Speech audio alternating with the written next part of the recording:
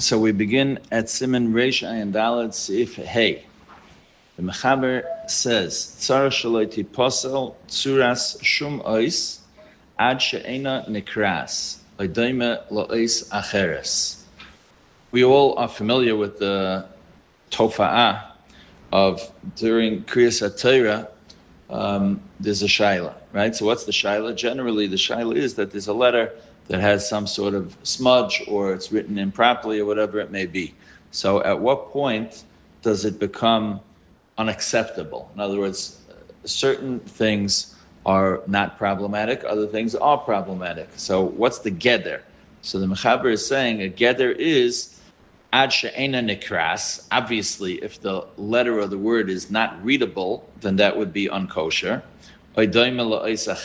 Or it looks like a different letter. So for instance, a resh could look like a daled, a beis could look like a chaf, a yud could look like a vav. So once it reaches that point, it's no longer kosher. Now this could happen bein be'ikar haksiba. It could be because the letter was written improperly initially, or bein bekera. It could be that there's a tear in the Sefer Torah. Bein benekev. It could be that there's a hole in the Sefer Torah. Shenikev ba. Bein betishtush, or it could be a smudge, right? But very often, a smudge can actually come. The Shari Ephraim says that there's a little known din that many people, when they speak, so they emit saliva from their mouths, right? They spit when they talk. So the Shari Ephraim says that when choosing a balkare, tzibur should be careful to choose a balkare who doesn't spit. Why? Because when a person spits when they talk, so that goes on the Sefer Torah, it ruins the Sefer Torah. And I have seen with my own eyes on more than one occasion Sefer Torah that were ruined by either oilim or balei kriya that spit. So that's what he's saying. Bein betishtush. A tishtush can happen either through spit or if somehow moisture touches the Sefer Torah. We all know nowadays, it's very common when they dance on Simchas Torah, they put plastic around the Sefer Torah, right? Under the mantle, in most shuls nowadays, they remove the mantle, they put a garbage bag over the Sefer Torah, and then they put the mantle on top of that. Why do they do that? They do that because people sweat profusely, and the sweat soaks through the mantle, and it reaches the cloth, and it creates a tishtush. It creates when a Sefer Torah's worst enemy is moisture. So that's how you can have some of these cases. Case of a nekev, a hole, or a tear is very common as well, especially before they had insulated homes and bulletproof and the fireproof safes for the Sefer Torah. It was very common. You find in the Achronim many shilas in the Achronim about Sefer Torah that were eaten by rats or mice that had been chewed away by worms, right? So you can have a hole in the Sefer Torah from various types of vermin. Hagah, the Ramah says, "V'yachal litol dioi min ha'ois hakasav kishetzarach l'dioi ois sheroitz liglol hasefer." This is a very interesting halacha. The Ramah is saying that, let's say a sefer is writing a Sefer Torah, and the letters, it takes some time to dry, right? Anyone who's been in an Achnasa Sefer Torah knows that after filling in the letters, they often have to wait 10, 20, even 30 minutes for the letters to dry before they can begin the procession, right? So let's say you have a letter that's still wet, says the Ramah, and you're short on ink. So you want to dip the quill into the moist letter to grab some more ink and use it for something else. So the Ramah says, Yachal litol dioi min ois hakasav kishetzarach l'dioi. If you need more ink, you can borrow ink from an existing letter. The photographer at the Hachnaz Sefer Torah is saying, let's get moving, right? We have a schedule. So you're in a rush. So how do you get it to dry quicker? You get it to dry quicker by taking some of the ink, right? The less ink, the quicker it's going to dry. So the Ramah says that that's mutter. The shach, they do use a hairdryer. Yeah. But this was written in the days before hair dryers. So says the shach, Ein bezeh mishum akhushe mitzvah. Now you would think, what's the chiddush of this Ramah? The chiddush is because you would think that there's a concept called akhushe mitzvah. Akhushe mitzvah means that when a mitzvah has a certain chashivus and you diminish it, so that's an isser. So you would think that every droplet of ink in a Sefer Torah has chashivus, and by removing it, so that's akhushe mitzvah. You're weakening the mitzvah, as it were. So says the Shach, you're allowed to take the ink. That's not called akhushe mitzvah. Why? Let's say you have a ner mitzvah, right? And you want to take a candle and light it from, you want to take a ner chal, you want to take a candle that you're going to use in your kitchen, and you want to light it from the ner mitzvah. So you might think that that's aser because of akhushe mitzvah. So you would be right. That is aser mishum akhushe mitzvah. Says the Shach, the hasam shayev hasheni min harishain umakhishay. In those days, right, the candles, it was an oil wick. So by lighting the second flame from the first flame, you're drawing more oil from the first flame. Aval hacha kevan shenechtava hateva. But over here, since the word is written, eina necheshes benetilas mixas hadiyai. The word is there no matter what. So once the word is there, so it doesn't make a difference if you take ink or you don't take ink. Kadesha Timar Lisyabish. And the Shach says this is coming from the Tshuvas Harosh. Now, if you look in the Taz, so the Taz, just as you were getting very emotional about this Shach, the Taz gets emotional as well. He's very brigus with this Shach, with this halacha, and he says he doesn't know what the Rosh is talking about, right? When you light one candle from another, there's no akhushe mitzvah at all. No, it doesn't affect it. Aki huzeh. Mashenkin over here, you're proactively taking ink away from the letter. So the Taz is very, very unhappy with this halacha, and the Taz is only willing to be matir. Also, one other thing, the Shach wants to say an even bigger chiddush. He wants to say that it's mashma that even by Hashem Hashem, it would be mutter. Yeah, umashma back in the Shach. Umashma da afilu me Hashem. Now that's a gewaldige chiddush, because that's now already you're getting into a shaila of an issa d'oraisa, right? And nonetheless, the Shach says it's mashma from the Rosh, it's mutter. Va'afilu lichtay v'daber chayil mutter. Let's say I have to write a check to my grocer, right? And I'm short on ink, my pen, right? I start using my pen, and it's dead, right? So, but hey, look at this. I have a Sefer sitting next to me writing a Sefer Torah. Maybe I'll just take some of the ink from his Shem Hashem that he just wrote, and I'll write my $8 check to my greengrocer. Says the Shach, that's fine. So the Taz is very, very displeased with this, and he wholeheartedly disagrees, and he says it's not the case at all. The only time the Taz, it's a very lengthy Taz, but to make it short, the only time the Taz is willing to be makel is when there's a surplus of ink. If there's a surplus of ink that's like wholly unnecessary. Now, sometimes, especially when you're writing with a quill, so extra ink comes out. So if there's a surplus of ink, the Taz says then maybe there would be room to be makel. But otherwise, forget about it. He's not willing to be makel. Fascinatingly, it seems as though the Gra agrees with the Shach, not with the Taz. Okay, that's halacha hey. Halacha vav. What's the custom today? Generally, we don't touch it. We do take ink for other letters in the Sefer Torah. In other words, that's a common thing. In other words, you're writing and you want to take a little from this letter and use it to write the next letter.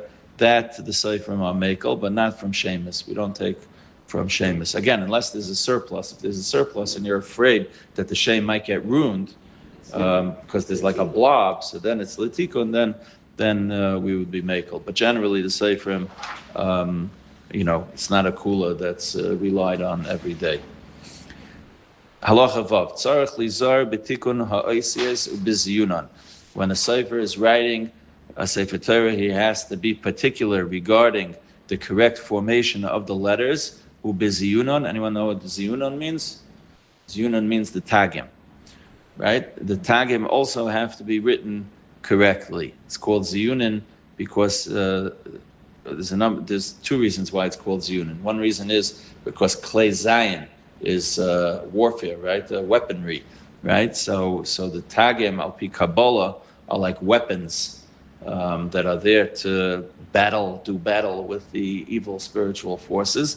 That's one reason it's called Ziyunin. The other reason it's called Ziyunin is because there's an Inyan al pi the Zohar that each tag should look like a little Zion. So that's why it's called Ziyunin. So that's this halacha. A sefer should be particular when writing stam to form all the letters and tagin correctly. As is explained in great detail in Hilchos Tefillin, Siman Lamed Beis, B'Siman Lamed Vav. Is it kosher to write Sefer Torah without tagging? Is it kosher to write a Sefer Torah without tagging? We paskin it is kosher, albeit very b'diavad. There are 7 Rishonim that hold that Sefer Torah or Tefillin written without tagim are not kosher.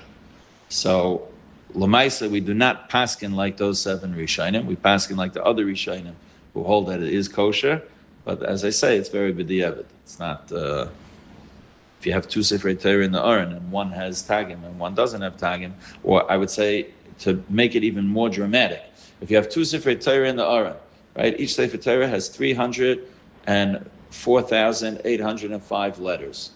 Every Sefer Torah. So you have 2 Sefer Torah in the Aron, and one Sefer Torah. You are aware that there's one letter in the Sefer Torah that's missing tagim, and the other Sefer Torah, all the letters have tagim. So it would not be permitted to take out the Sefer Torah that is missing the tagim on that one letter. You would have to instead use the other Sefer Torah. Mezuzah as well. According to the Rambam, there's a different set of tagim in Mezuzah, but the minig is not like the Rambam. No, those are extra tagim. Those are extra tagim. The Rambam is a minimalist, Torah is a maximalist. Halacha Zayin, Sefer HaMenukot. So nowadays it's very popular that every Sefer has to have nekudas, and some might say that that's great, but when it comes to Kisvei HaKodesh, meaning Sifrei Torah, if somebody would make a Sefer Torah with nekudas, that would be not kosher. Va'afilu hesiru mimeno hanikud. This is a fantastic halacha, right? Let's say a Sefer, he made a Sefer Torah with nekudas. And then somebody said to him, are you crazy? Don't you know it's a mefurish halacha and Siman Reish Ayin Dalet Siv Zayin that you're not allowed to put nekudas in a Sefer Torah? And he says, oh my goodness, I had no idea. I feel terrible. Let me go and erase all the nekudas. Sefer Torah is still possible. Why is that? So the Mefarshim explain, because there's something called an aim l'meseris. Yesh aim l'meseris. Ein aim l'meseris. What that means is that the Torah can be read and understood on multiple different levels, right? There's many different ways to read and to understand all the words of the Torah, and we don't want to be mugbal by nekudas, right? So when a sefer is looking at just in the top of the Taz over here, the first line, Hatam dekaim alon yesh aim l'meseris. V'kevan shemenukid ein kan ela mikra. In other words, since he's putting in nekudas, so he's being magbil the pirushim that we can have in the Torah, and the Torah is an endless wellspring of depth, and therefore, by putting in nekudas, it's kind of like apikorsis, and therefore, even if he takes away the nekudas, it's still possible because the sefer is possible. A sefer who puts in nekudas is nishkein sefer. That's this halacha, right? So therefore, even if the nekudas are removed, it's still not going to be kosher. V'chein sefer sheyesh by psukim pasal. Similarly, if you put a period at the end of each pasuk, it's not going to be kosher. Right now, chumashim at the end of every pasuk, you have 2 dots, right? So let's say the sefer goes and puts 1 dot, right? A period like we have in English at the end of each sentence. So that would passel the Sefer Torah as well. What about stasis?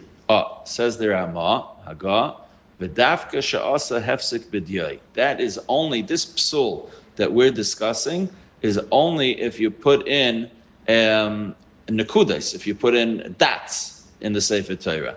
Aval im hiniach aver bein hapsukim. But let's say a Sefer says, you know what, I have a great idea.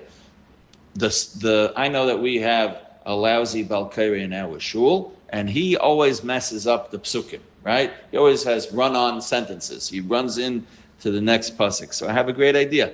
I'll put a little bit of extra space between each pasuk. So that will be a hint to the balkairi, end of pasuk, right? And that's okay. Aval imi niach avir bein hapsukim. Yeah, then this was once the common minig.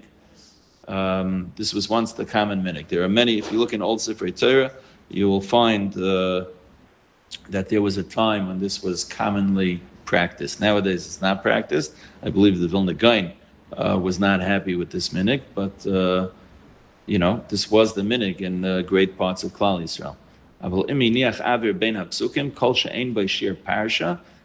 So long as there's no sheer parsha, it's going to be kosher. Now, what's a sheer parsha? So we'll see that in the next siman. The Sefer Torah she'iriv by ha'is.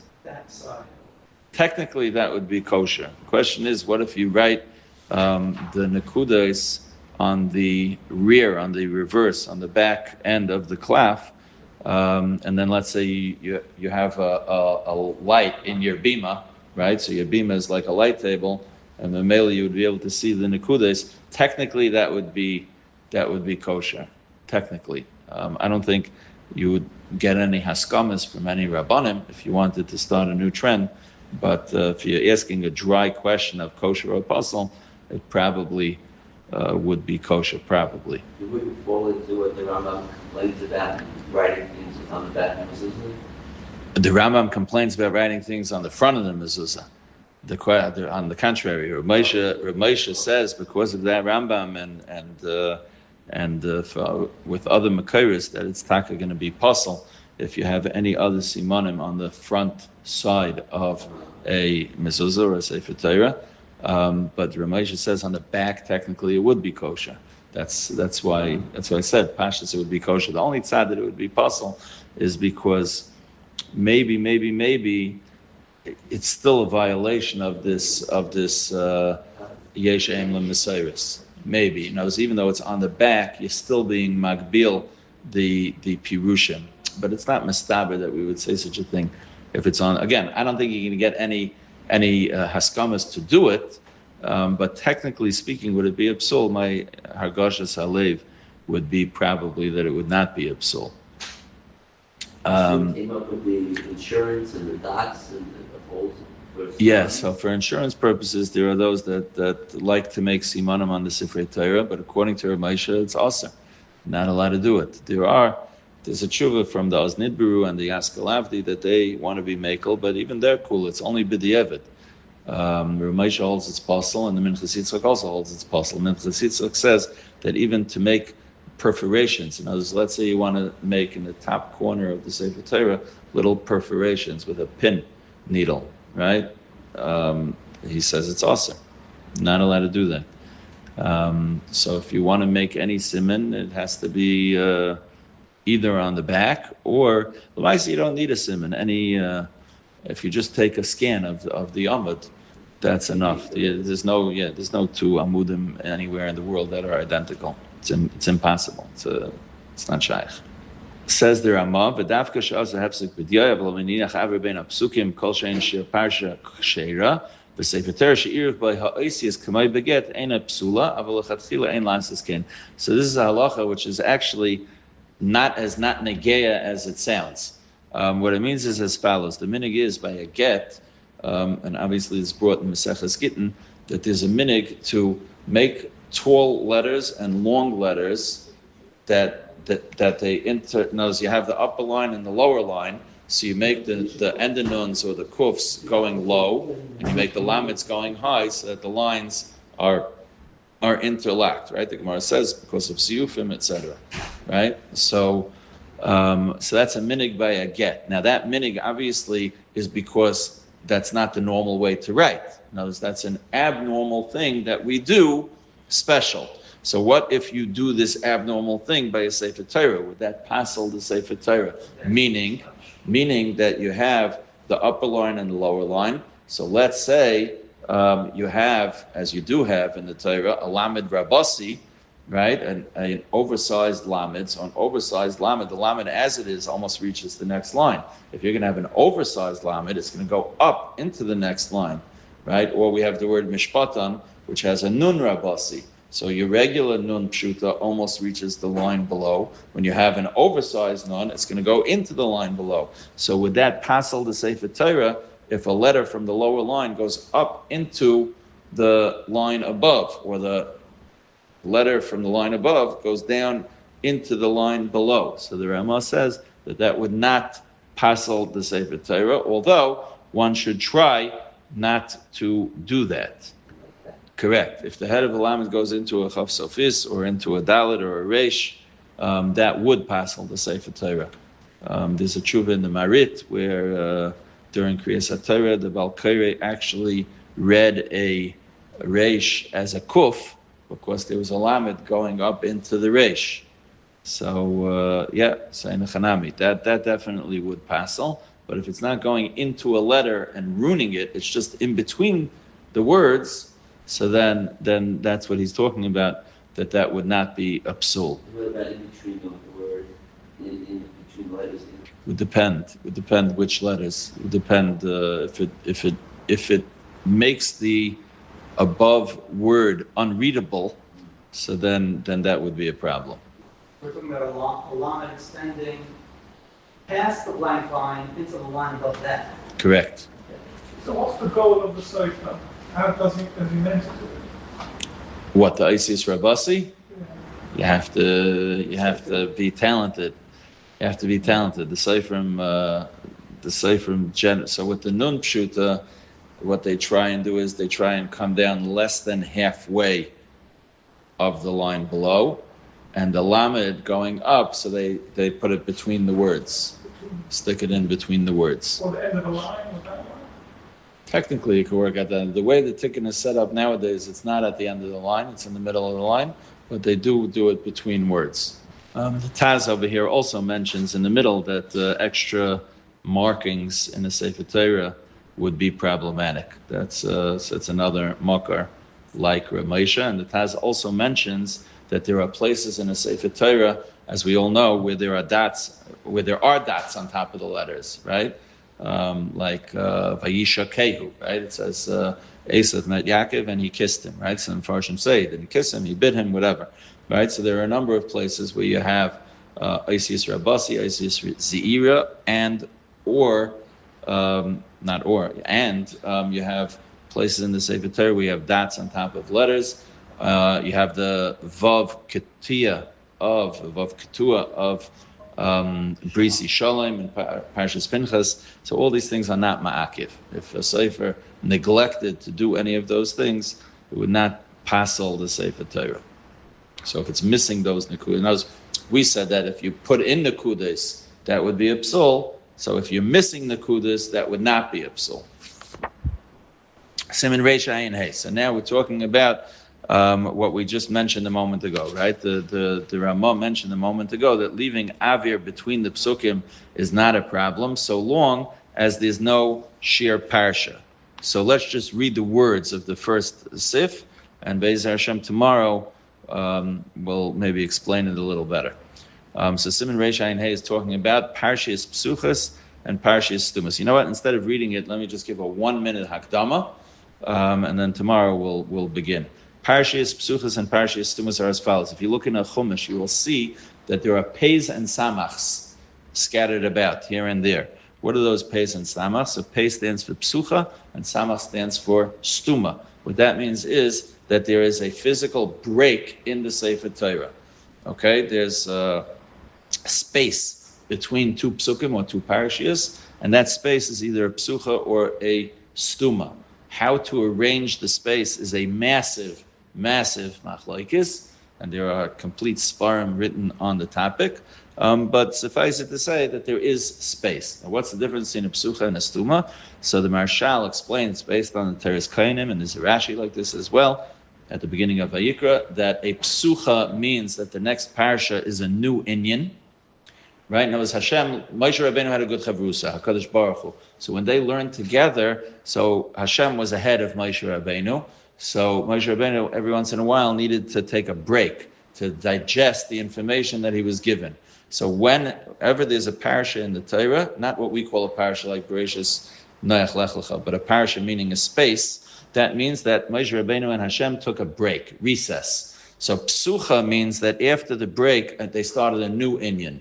Stuma means that after the break, it's a hemshich of the previous inyan.